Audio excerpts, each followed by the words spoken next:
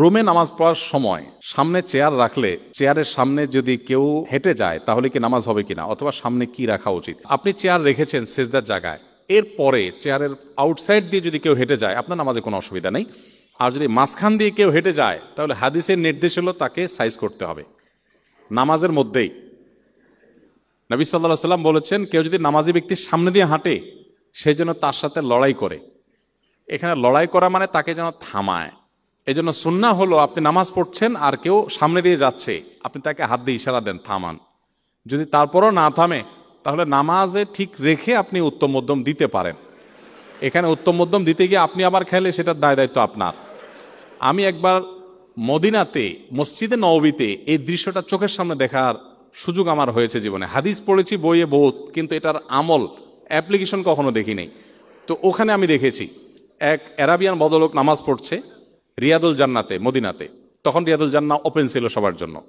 তো রিয়াদুল জান্নাতে অনেক ভিড় থাকে, কেউ কোনো দিক খেয়াল করে না। তো এক লোক তার সামনে দিয়ে যেতে নিয়েছে, উনি নামাজে দান অবস্থাতে এভাবে হাত দিয়ে প্রথমে বাধা দিয়েছেন।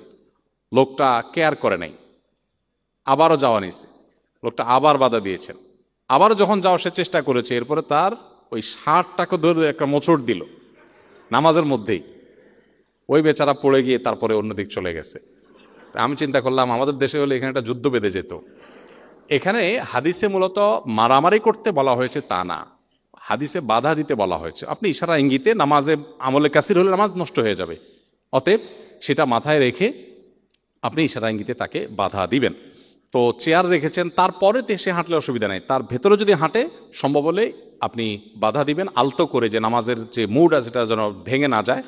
আর যদি আপনি সেটা বাধা দিতে না পারেন তাহলে আপনার নামাজ হয়ে যাবে, কিন্তু যিনি হেঁটেছেন তিনি গুনাহগার হবেন। বাবা মা মারা গেলে সন্তানের কি আমল এর মাধ্যমে মৃত ব্যক্তির উপকার পৌঁছানো যেতে পারে? সন্তান হিসাবে বাবা মা আমাদের আত্মীয় স্বজন কেউ যদি মারা যায় সেক্ষেত্রে তাদের জন্য সবচেয়ে বেশি উপকার হবে তার জন্য দোয়া করলে, ইস্তেগফার করলে, দ্বিতীয়ত হলো দান সাদাকা করলে, তৃতীয়ত হলো তাদের জন্য উমরা করলে, হজ করলে, এবং এই জাতীয় বিষয়গুলো তাদের উপকারে আসে। আমরা জানি ফরজ গোসল করার জন্য গড়গড়া সহ কুলি করা আবশ্যক, কিন্তু রোজা অবস্থায় কারোর স্বপ্নদোষ হলে এমত অবস্থায় ফরজ গোসল করার সময় কি করব?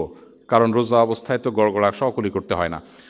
ফরজ গোসল হলেও রোজাদার অবস্থায় আপনি খুব বেশি গড়গড়া করে কুলি করবেন না, হাদিসে নিষেধ আছে। নবী সাল্লাল্লাহু আলাইহি ওয়াসাল্লাম বলেছেন, ইল্লা আন তাকুনা সায়মান, তুমি গড়গড়া করে কুলি করবে ওযুতে, কিন্তু তুমি যখন রোজাদার থাকবে তখন সেভাবে করবে না। হ্যাঁ, তখন ফরজ গোসল হলেও আপনি কুলি করবেন, ভালো করে কুলি করবেন, কিন্তু এমনভাবে করবেন না যে আপনার পেটে পানি যেতে পারে।